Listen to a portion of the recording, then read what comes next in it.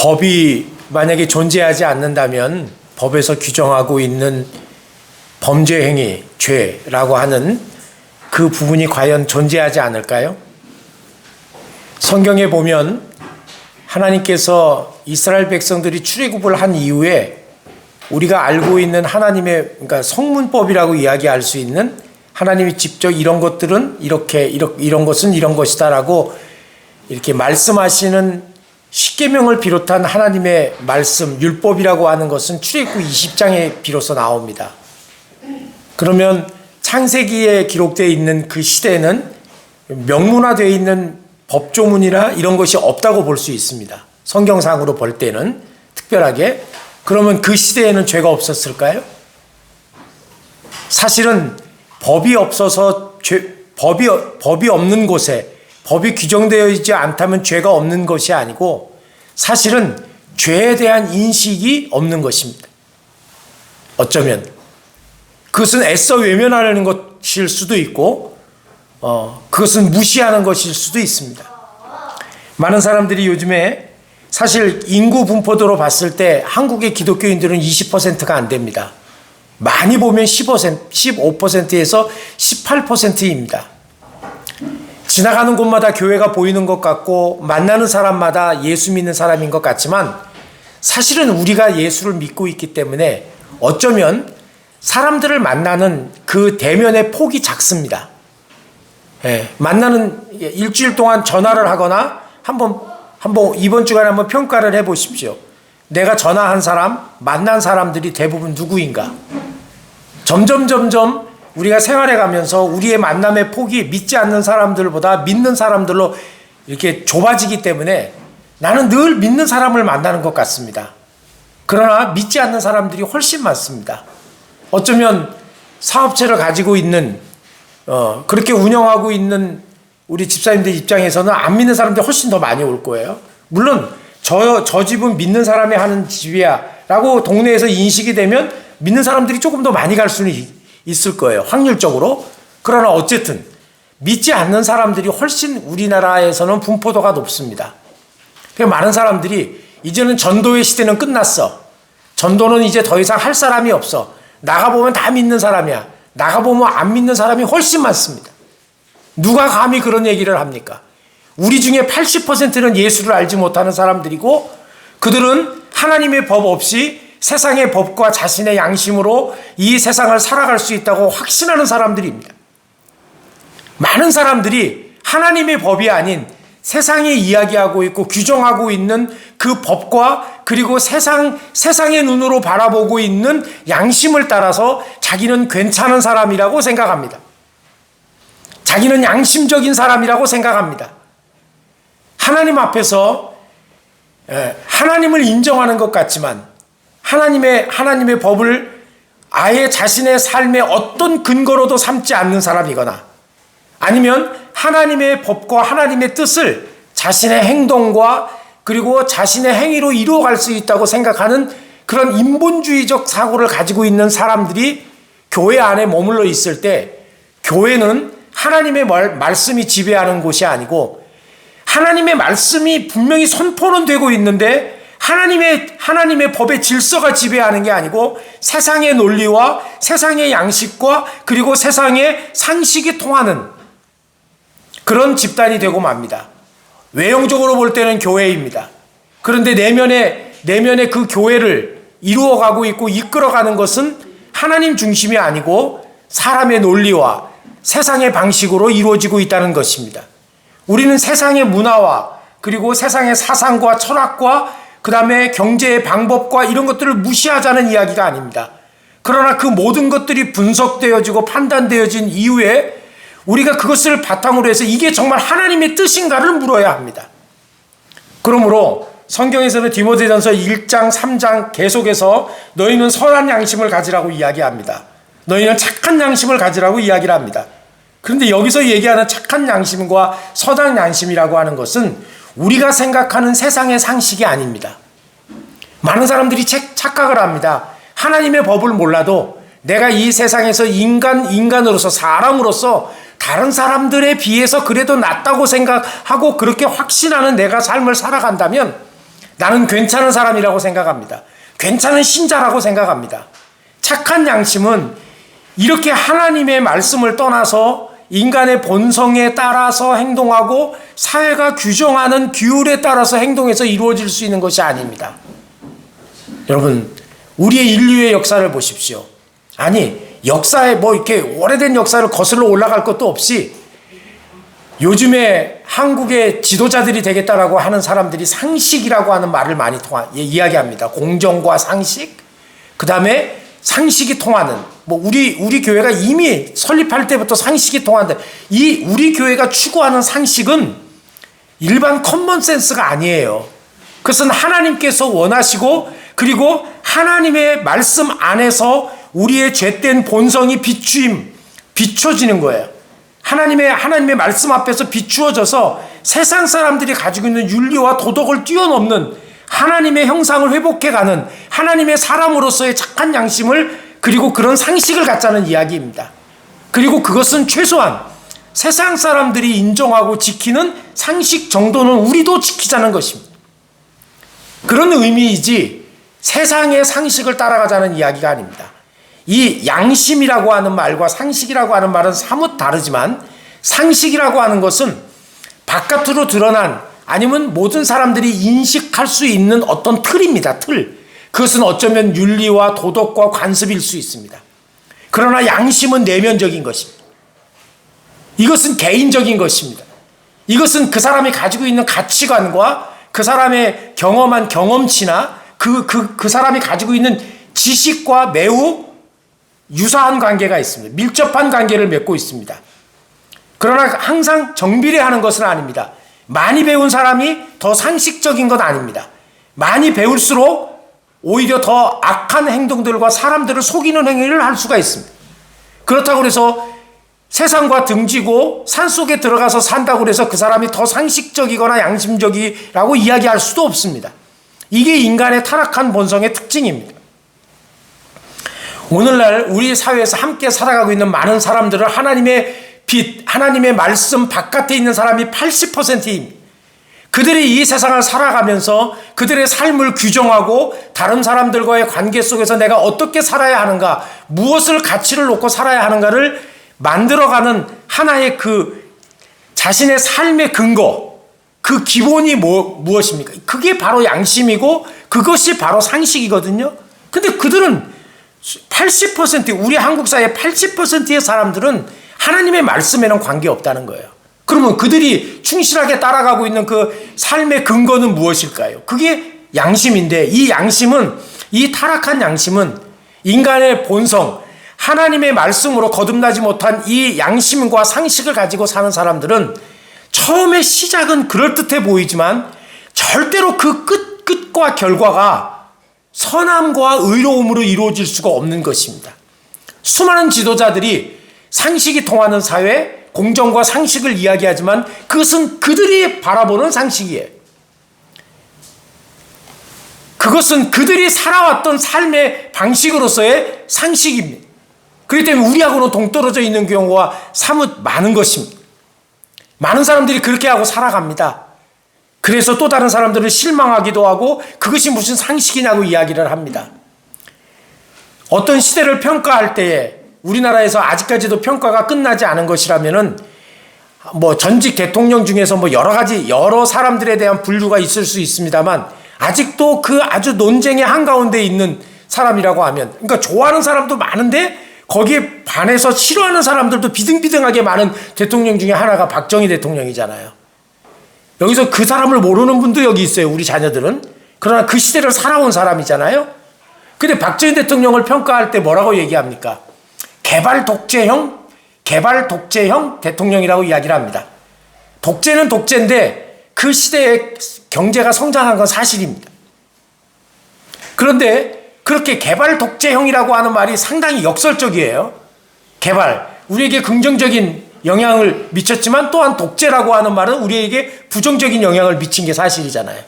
사실 우리나라의 이 지금 우리 한국 사회의 현대 사회를 이끌어가는, 현대사를 이끌어가는 이 많은 도덕의 틀과 그리고 그 많은 사회에 영향력을 미친 그 사건은 이승만 대통령 정권보다는 박정희 정권 때가 훨씬 더 강하게 영향을 미쳤습니다. 사실은. 박정희 대통령이 죽고 난 다음에 한국 사회는 민주화라고 하는, 물론 좀 더 오랫동안 또 몇 년 동안 독재 형태가 이루어지고 있었지만은 그 불꽃이 아주 끊임없이 일어났고, 그리고 결국은 지금 우리가 이렇게 어쩌면 어떤 면에서는 우리는 바깥에 나가서 살아보지 않았으니까 그러지만 상당히 자유로운 나라에 살고 있는 거예요. 코로나 때문에 조금 통제는 받고 있습니다만은 그래도 자유로운 나라에 살고 있는 거예요. 이렇게 역설적인 평가를 하는 이유. 아, 그 사람은 이런 거는 나빴다. 이런 건 좋았다. 이렇게 누군가를 평가하고 누군가에 대해서 비판하고 정죄하는 것. 그런데 이 타락한 도덕주의자의 특징이 뭐라고 그랬습니까? 내로남불이잖아요. 내가 하면 로맨스, 남이 하면 불륜인 것처럼. 그러니까 다른 사람에 대해서는 비판하는데 그 비판의 칼날이 자기에게 대해서는 무디다는 거예요. 이것이 타락한 도덕주의자의 특징이라고 그랬잖아요. 바로 이런 것처럼 우리가 어떤 것에 대해서 교훈을 얻을 때, 예를 들어서 이런 정부는 틀렸어. 이런 지도자는 틀렸어. 우리는 이렇게 강하게 비판하는 사람일수록 또 다른 오류에 빠질 가능성이 많다는 거예요. 우리는 한 사회에서요, 우리가 살아가는 사회에서 극단적으로 가는 것을 피해야 합니다. 왜 그런가 하면, 우리가 어떤 악이 있다고 칩시다. 저는 이게 굉장히 지금, 좀 이렇게, 불안한데, 뭐냐면, 미국에서는 우리하고 이렇게 지금 이게 남북 관계를 대치하고 있는 북한을 향해서 불량 국가라고 얘기를 하잖아요. 불량 감자가 아니고 불량 국가라고 이야기를 하면서 북한만이 아니에요. 뭐 쿠바, 이란, 이라크, 뭐 이런 아프가니스탄, 뭐 이런 나라들을 딱 집어가지고 불량 국가라고 얘기를 하는 거예요. 물론 그들이 가지고 있는 가치관에 따라서 또 그 국가의 정책에 따라서 그렇게 규정하겠지만, 이렇게 딱 어떤 걸로 이렇게 규정을 하는 거예요? 불량. 만약에 우리나라를 향해서, 우리 교회를 향해서 불량 교회. 그러면 어떻겠어요? 예. 지금 바깥에서는 또 한반도가 굉장히 위험하다. 한반도가 굉장히 위험하다. 거기다가 또 이렇게 바깥에서 이렇게 또 이 부추기는 또 한 사람이 있잖아요. 푸틴. 응? 핵가방 들고 다니고. 여차하면 누르겠다는 거죠. 자기 본토는 뭐 괜찮으니까 아주 큰 거는 터뜨리지 않겠죠. 근데 이제 난리 나는 거예요. 이제 그렇게 되면 진짜. 근데 아직까지도 그 수많은 사람들을 학살하고 우리가 진짜 이런 게 21세기에 이게 일어날 수 있을까? 우리는 그런 전쟁이 안 일어날 거라고 생각했잖아요. 이제 세계가 다 하나가 돼가지고 이게 다 쳐다보고 있고 감히 그런 전쟁이 어떻게 일어날까 생각했는데 푸틴이 하잖아요. 그게 인간이에요. 그 사람은 자신의 생각에 따라서 국가의 이익을 쫓아 자국의 이익을 위한 최상의 양심을 따라서 상식적으로 행동하고 있는 거예요. 지금 그 사람은 자기가 생각할 때는 그잖아요. 이게 우리가 어떤 것에 대해서 저건 악이다. 그 악이 딱 없어지면 이 세상에 악이 없어질 것 같아요? 미국이 그렇게 얘기하고 있는 그 불량 국가 5개, 뭐 6개일 수도 있고 이게 해마다 바뀌어요. 근데 지금 제가 얘기한 그런 나라들이 지금 미국에서 불량 국가라고 집어놓은 나라들이에요.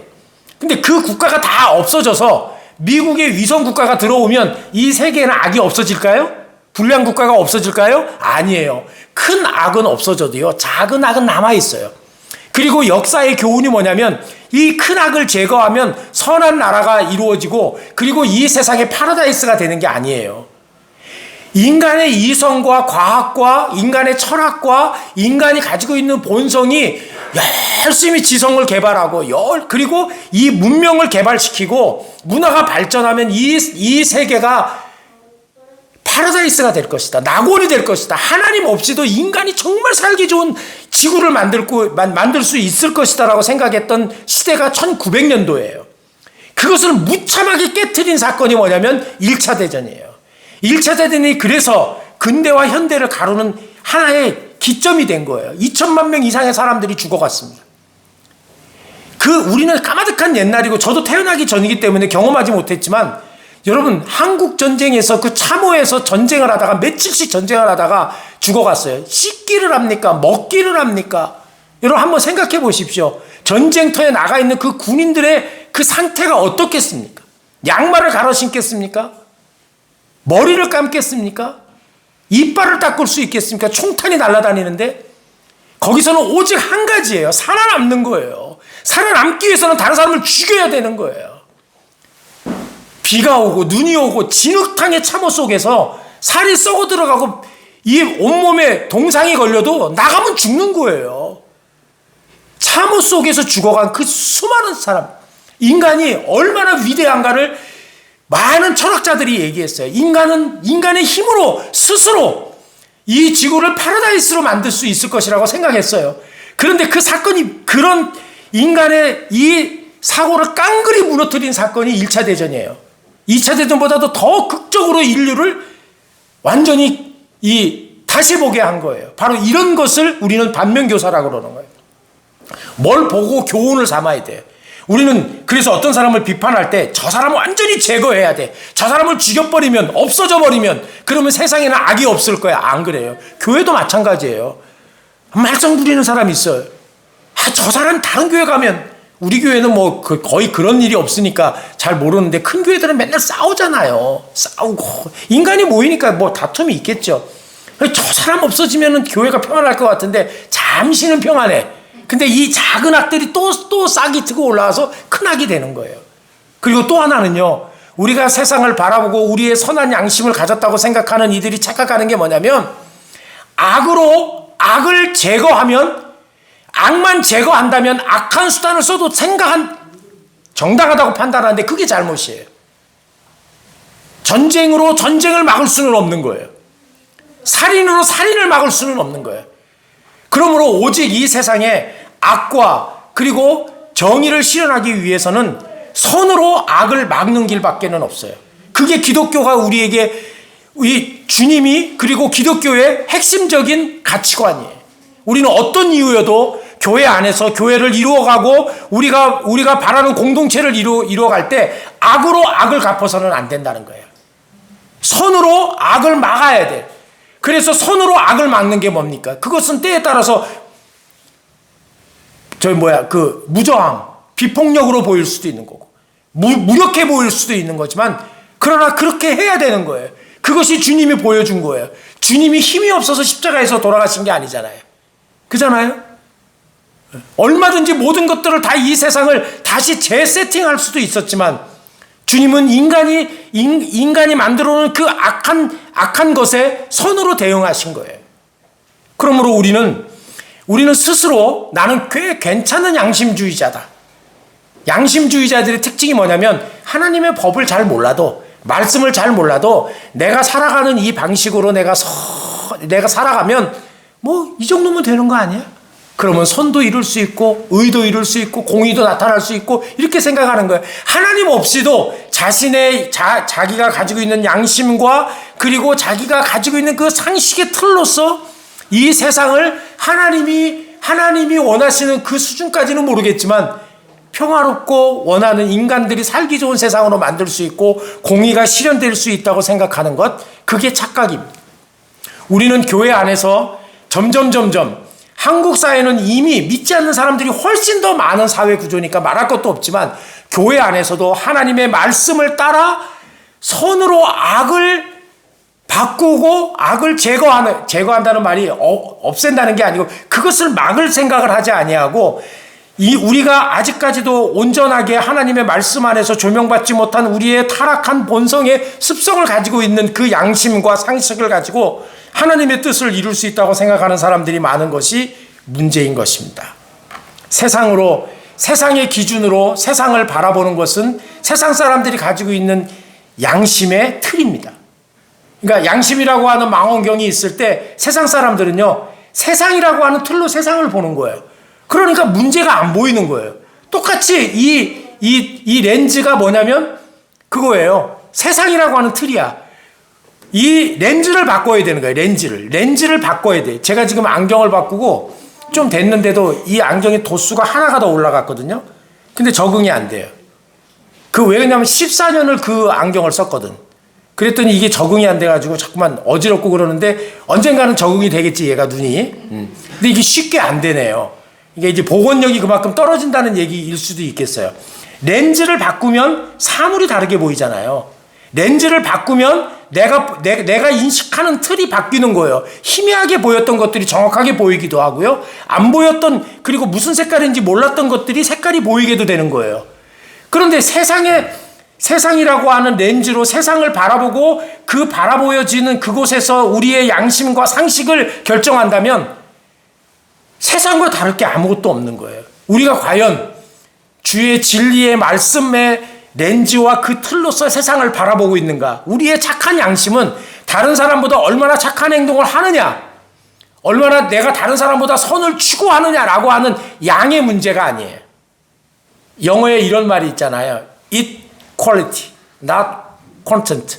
그러니까 양이 아니고 질이다, 이 말이 있는데 굉장히 중요한 말이에요. 우리가 가지고 있는 틀이 그래요. 우리가 하나님의 말씀 없이도 얼마든지 하나님이 우리에게 명령하시고 우리를 통해서 이 땅에서 하나님의 나라를 이루려고 하는 그 하나님의 나라를 우리가 가지고 있는 이 세상의 틀이라고 하는 이 양심의 렌즈를 가지고 이룰 수 있다고 생각하는 것.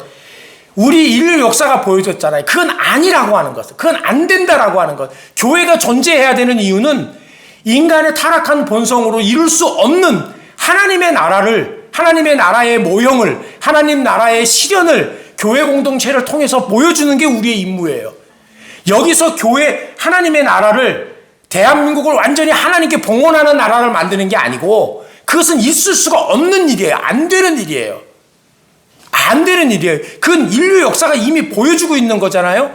그런데 그런 허황된 이야기를 하는데도 그게 믿음 좋다고 이야기를 하는 신자들이 제정신이 아니란 얘기예요. 그건 역사를 모르기 때문에 그런 거예요. 하나님은 항상 남아있는 소수자들과 핍박받는 자들과 고난 가운데서도 하나님의 말씀을 버리지 않는 그 남은 자들, 렘넌트라고 하는 하나님의 남은 자들을 통해서 구약의 역사를 이루어왔고 신약의 사도들의 시대를 거쳤고 핍박의 시대에 300년을 지났고 그리고 중세 1000년의 시대를 지나면서 끊임없이 하나님의 빛 앞에서 교회가 새로워져야 된다라고 하는 수많은 개혁자들과 순교자들을 통해서 교회의 명맥을 유지했고 그리고 종교개혁을 통해서 또다시 교회가 잘못되었을 때 하나님께서는 교회를 새롭게 하시는 역사를 이루어갔다고요. 오늘 우리가 코로나19를 겪으면서 한국교회가 갈 바를 알지 못하고 어떻게 가야 되느냐라고 했을 때 저의 기도 제목은 하나입니다. 저와 함께 머릿돌 교회를 이루고 있는 여러분들이 이 코로나19를 지나고도 이 세상에 남아있어야 될 존재가 분명한 목적이 있는 교회가 돼야 된다 이 말이에요. 세상을 쫓아가는 교회가 돼서는 안 된다는 거예요. 세상을 쫓아가는 것, 바로 그것이 교회가 타락하고 세속화되는 첩경인 거예요. 교회가 따라간다는 건 내가 따라간다는 거예요. 목회자인 내가 따라가는 거고 성도인 우리 한 사람 한 사람들이 세속의 가치로, 세상의 가치로 세상을 쫓아가고 세상을 바라본다는 의미인 것입니다. 우리의 착한 양심은 내가 얼마나 다른 사람들보다 더 선한 삶을 살고 있고 조금 더 낫냐라고 하는 상대적 가치가 아닌 거예요.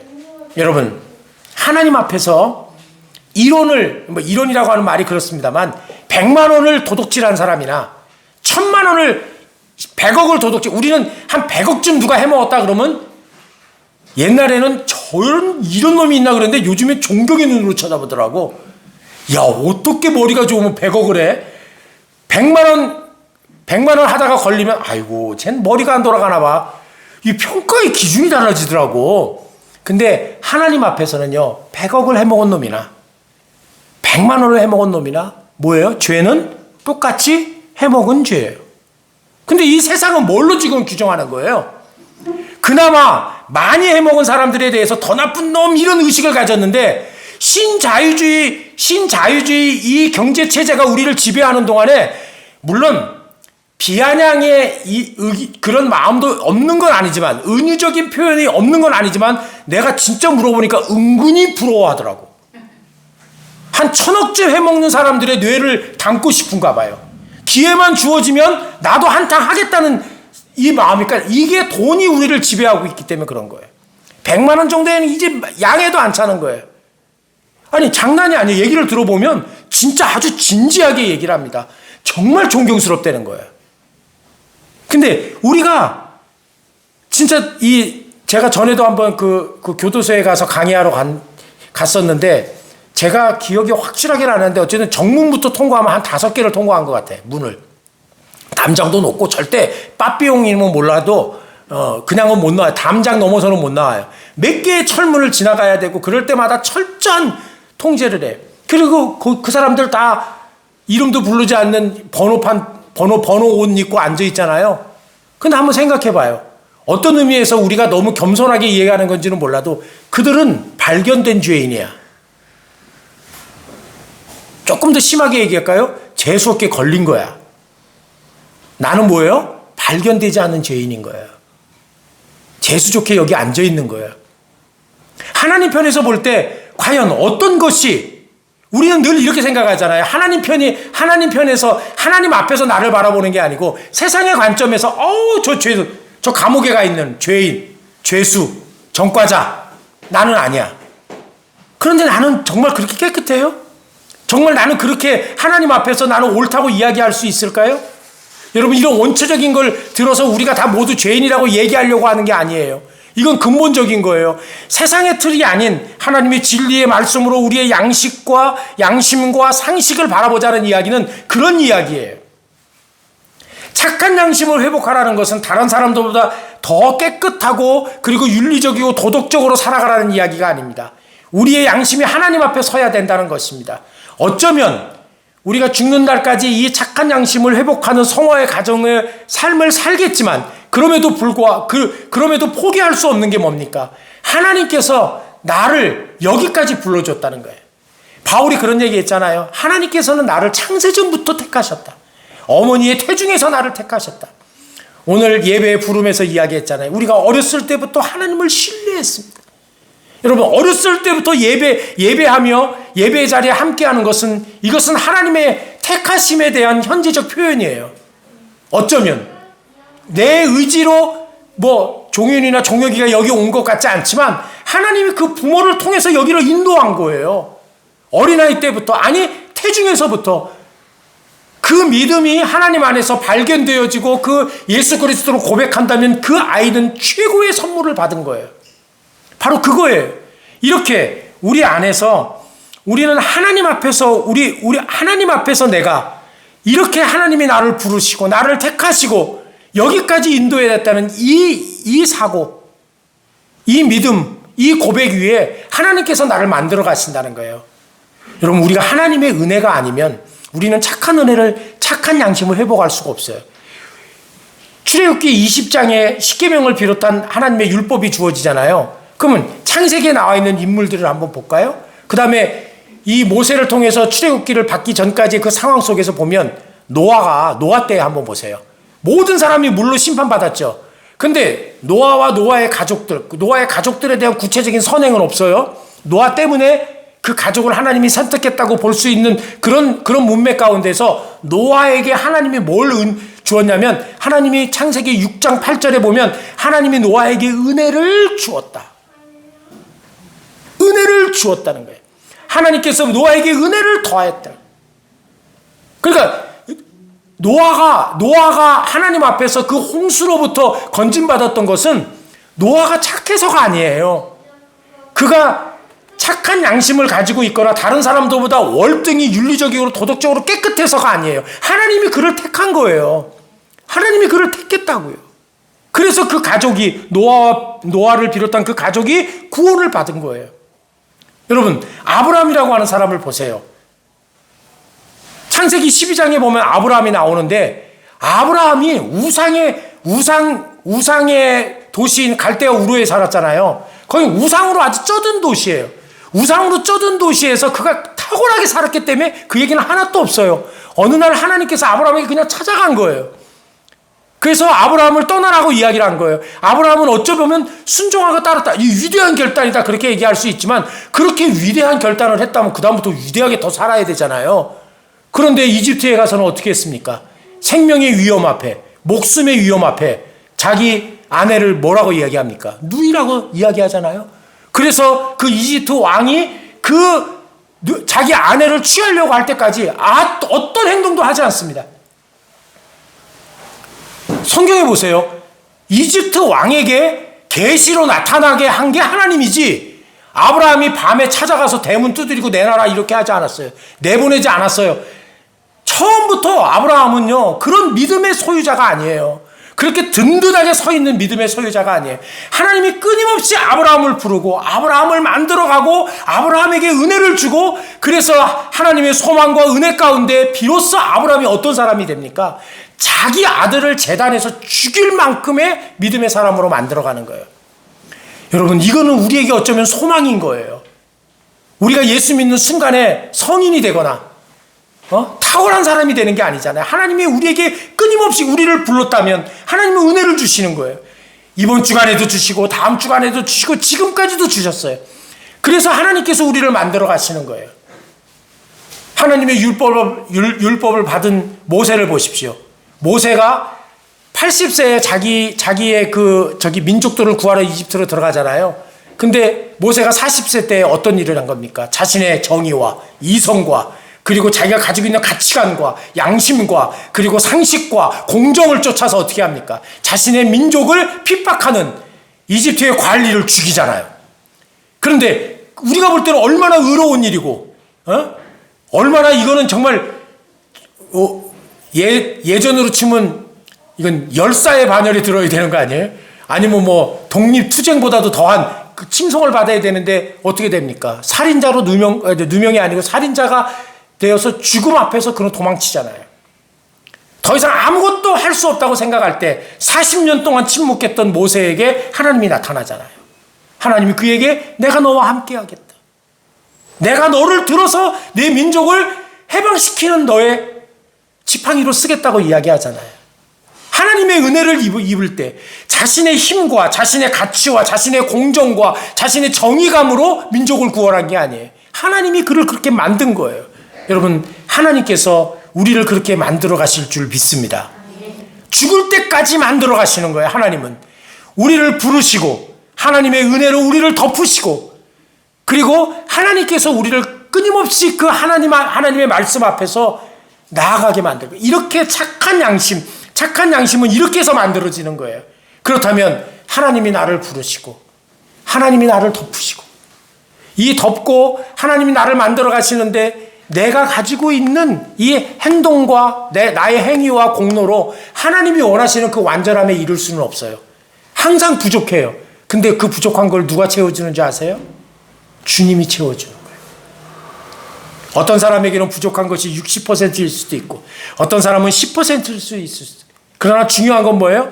내 안에서 나를 부르셨다라는 하나님의 그 부르심, 구원의 콜링, 나를 불렀다는 그 확신 가운데서 하나님이 나에게 은혜를 주시고 덮으셔서 매일 나를 인도해 가신다는 확신이 드는 사람이, 내가 죽을 때 완전하게 내 삶의 몫을 100% 달성하고 죽는 게 아니고 모자란 부분은 하나님이 주님께서 채우실 것이라는 확신 가운데 오늘도 주님의 말씀 앞에서 그 말씀에 순종하는 것, 바로 그것이 착한 양심을 회복하는 거예요. 우리가 완전한 사람이 되고 우리가 완전한 행동을 하고 우리가 흠잡을 데 없는 세상 사람들이 바라보는 그런 상대적 양심의 깨끗함과 상식을 소유했기 때문에 하나님께서 우리를 데려가는 게 아니고, 하나님은 내가 알 수 없는 상태에서 나를 부르셔요. 바울의 고백처럼 창세전부터 어머니의 태중에서 나를 불렀어요. 그리고 하나님께서 내가 그렇게 많은 인간의 타락한 본성으로 죄를 짓고 실수함에도 불구하고 나를 늘 덮으셔요. 나를 만들어가요. 노아를 구원했듯이, 아브라함을 믿음의 사람으로 만들었듯이, 모세를 민족의 지도자가 되게 했던 것처럼 하나님은 덮으시고 만들어가요. 그리고 그럼에도 불구하고 채워지지 않는 나의 의로움과 나의 완전한 의를 주님이 채우시는 거예요. 십자가에서. 그 십자가에서 그 의를 채우기 위해서 주님은 십자가에서 돌아가시고, 이번 주간에 우리가 한국교회가 거시적으로 지키고 있는 고난주간을 통해서 고난받으시고 죽으시고 3일 만에 부활하셨어요. 부활하셨기 때문에 그 부활하신 주님의 능력으로, 그리고 그의 그 보혈의 값으로 우리가 채우지 못하는 그 의의 부분들을, 모자란 부분들을 그분이 채우시는 거예요. 그렇다면 우리가 주님 앞에 할 수 있는 우리의 최고의 감사, 우리가 주님 앞에 할 수 있는 최고의 행동은 뭘까요? 하나님의 말씀을 제거하고 하나님의 말씀을 무시하고 세상의 방법으로 세상의 양심과 상식을 쫓아가는 거겠습니까? 아니면 주의 말씀 앞에 순종하는 거겠습니까? 다시 한번 우리가 주님의 말씀 앞에 순종하는, 우리가 할 수 있는 거는 주님의 말씀에 순종하는 거예요. 그거 이외에는 우리의 착한 양심을 회복할 수 있는 길은 아무것도 없는 것입니다. 오늘 이와 같이 많은 사람들은 착각합니다. 자신의 의로움과 정의감과 그리고 지성과 경험과 이런 것으로 하나님의 나라를 이 땅 가운데 이룰 수 있고 하나님의 교회를 만들어갈 수 있다고 생각합니다. 그러나 착각입니다. 로마서 3장 10절에는 의인은 없나니 하나도 없다고 그랬습니다.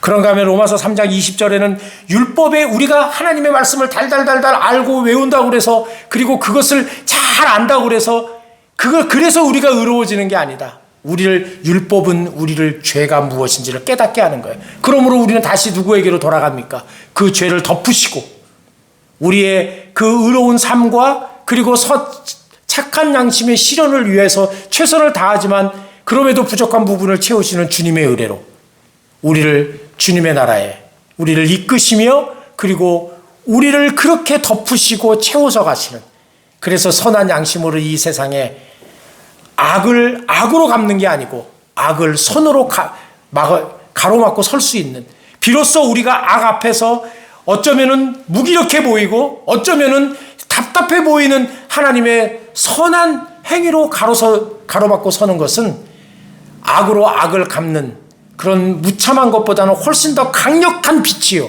세상을 향해서 도전할 수 있는 최고의 무기가 되는 것입니다. 한국 교회 그리고 우리 교회 그리고 사랑하는 성도들의 삶 가운데 세상의 방식으로 세상의 렌즈로 세상을 바라보면서 세상 사람들과 같은 양식을 소유하면서 그들보다 낫다고 자랑하지 마시고 하나님의 말씀 앞에서 우리의 착한 양심을 회복해가는 저와 여러분 되시기를 주님의 이름으로 간절히 부탁을 드립니다. 하나님 아버지 은혜를 감사합니다. 우리의 착한 양심이 주님의 말씀 앞에서 채워지게 하시고 우리의 세상을 향한 우리의 동경, 막연한 기대, 상대적인 판단 속에서 남들보다 그래도 조금은 낫다고 생각했던 나의 자만, 이 모든 것들을 내려놓게 하시고 주님 앞에서 어린 한 줄기 순한 양같이 그리고 순한 갈대처럼 우리를 위해서 십자가에서 돌아가신 예수 그리스도의 참된 모범을 우리가 본으로 삼아 착한 양심을 회복하고 악을 선으로 가로막고 설 수 있는 이 세상의 참된 진리의 빛이 우리의 삶이 되게 하시고 저희 교회가 되게 하시고 한국 교회가 되게 해 주옵소서. 세상을 쫓아가고 세상을 부러워하고 세상의 방식을 교회에 도입하지 않는 그런 우리 교회가 되게 하시고 한국 교회가 되게 해 주옵소서. 예수 그리스도의 이름으로 감사하며 기도하옵나이다. 아멘.